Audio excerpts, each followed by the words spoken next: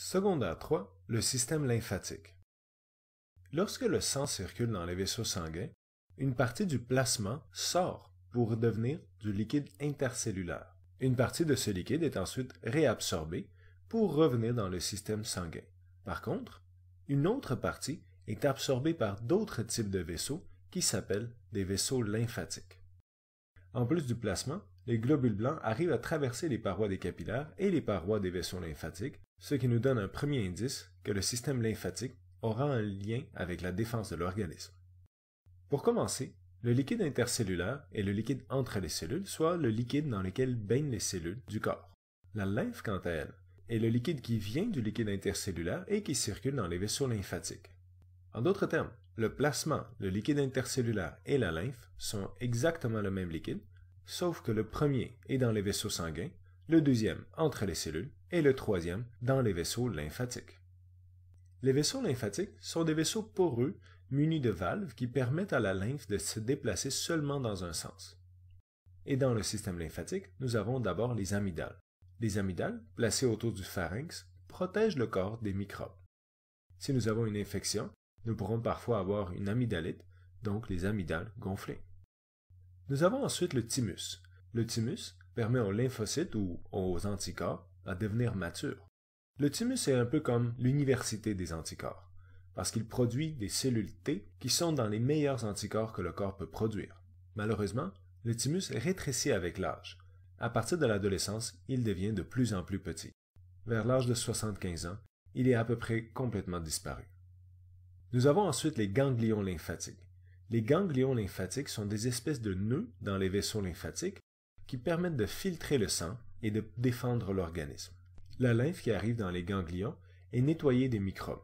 Ce sont donc un peu comme nos postes de contrôle. Si nous avons une infection, les ganglions peuvent s'enfler. C'est pour ça que si nous allons voir un médecin, le médecin va parfois nous toucher le cou ou en dessous des bras pour voir si nous avons les ganglions enflés et déterminer par là si nous avons une infection dans le corps. À la base, les anticorps sont produits par la moelle osseuse, mais plusieurs finissent leur maturation dans les ganglions lymphatiques.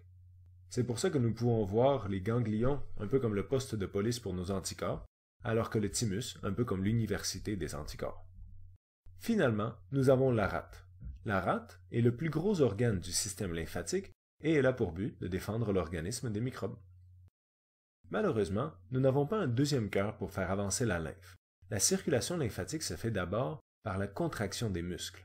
C'est une des raisons pour lesquelles nous disons par exemple qu'un mode de vie actif et de l'activité physique est bonne pour la santé du corps, puisque la contraction des muscles va faire circuler la lymphe et va permettre de filtrer le sang peu à peu. En plus de la contraction des muscles, les valves dans les vaisseaux lymphatiques empêchent la lymphe de revenir dans le sens opposé. Finalement, la lymphe retourne dans les veines au niveau des clavicules, où la pression sanguine est très basse. La différence de pression entre les capillaires où elle est sortie et les veines au niveau des clavicules où la lymphe rentre explique également la circulation lymphatique. Si nous avons compris le système lymphatique, nous pouvons maintenant le mettre dans le contexte du système immunitaire. Pour le système immunitaire, nous avons d'abord la première barrière. Tous les humains naissent avec une première barrière physique qui s'appelle la peau. La peau est une barrière physique qui empêche les microbes de rentrer dans le corps. C'est pour ça que lorsqu'on se coupe, il faut nettoyer la plaie et bien se protéger pour qu'il n'y ait pas de microbes qui rentrent à travers cette ouverture. Par contre, le corps n'est pas complètement couvert de peau et nous avons également des entrées comme la bouche, le nez, les yeux, les oreilles et d'autres. Pour ces entrées, nous avons des muqueuses, donc des barrières chimiques. Par exemple, au niveau des yeux, nous avons des larmes, au niveau du nez, nous avons du mucus et au niveau de l'estomac, nous avons de l'acide. Si les microbes ont réussi à traverser la première barrière, nous avons une deuxième barrière. Dans la deuxième barrière, nous avons d'abord l'inflammation. L'inflammation permet de ramener plus de sang vers la blessure et permet également aux globules blancs de traverser plus facilement les parois des capillaires pour aller vers le danger. C'est ce qu'on appelle des anticorps non spécifiques parce qu'ils ne sont pas spécifiques à un microbe en particulier, mais ils s'attaquent à tous les microbes. Finalement, nous avons l'immunité adaptative. Dans l'immunité adaptative, on retrouve des anticorps avec des détecteurs pour des pathogènes spécifiques. En d'autres termes, si un corps a déjà rencontré un microbe en particulier, il va s'en souvenir et utiliser des cellules qui sont déjà adaptées et qui vont le reconnaître plus facilement la prochaine fois. Malheureusement, la défense ne reste pas pour toujours, et lorsque nous sommes exposés la première fois à un virus, nous pouvons développer une défense. Mais avec le temps, cette défense pourrait diminuer. Lorsque nous allons être réexposés au virus, la défense va être augmentée, mais encore une fois, elle va recommencer à diminuer avec le temps. Comme il est plutôt désagréable de devenir malade, les humains ont trouvé une façon d'entraîner le système immunitaire sans nécessairement s'exposer au virus pour vrai. C'est ce que nous appelons des vaccins. Les vaccins sont une façon de présenter le virus affaibli ou même juste une partie du virus au corps pour que le corps se souvienne de cette partie et qu'il soit prêt lorsque le virus réel arrivera. Nous parlons donc de virus atténués ou un virus tellement affaibli qu'il ne pourrait pas infecter le corps, et des virus inactivés lorsque le virus est mort ou que nous avons même juste une partie du virus et qu'il n'y a donc aucune chance d'infecter le corps. Par exemple, en 1950, nous avons développé un vaccin contre la polio. En 1980, la polio paralysait plus de 1000 enfants par année. Malheureusement, la paralysie et les malformations affectaient les gens pour le reste de leur vie. Avec une campagne de vaccination efficace, nous avons pratiquement réussi à éliminer tous les cas de polio dans le monde. Pour donner un exemple, en 1988, dans le monde, il y avait 350 000 cas de polio, alors qu'en 2021, il n'y en avait que 6. Le tétanos est un autre exemple. Le tétanos provoque des crampes et des raideurs soudaines dans les muscles.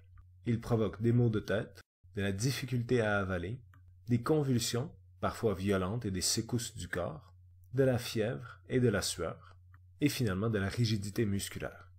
C'est une maladie bien connue depuis très longtemps. Heureusement, grâce aux vaccinations, au Canada, cette maladie est connue seulement à cause du vaccin contre le tétanos. Finalement, il est possible de mentionner les maladies auto-immunes. En effet, parfois notre système de défense se trompe et attaque notre propre corps. Il existe malheureusement une panoplie de maladies auto-immunes, ce qui fait qu'il faut parfois supprimer le système de défense d'une personne. Nous parlons donc des personnes immunosupprimées. Une personne immunosupprimée est beaucoup moins protégée contre les maladies, puisque son système immunitaire a dû être réduit pour arrêter d'attaquer son propre corps. Merci beaucoup tout le monde!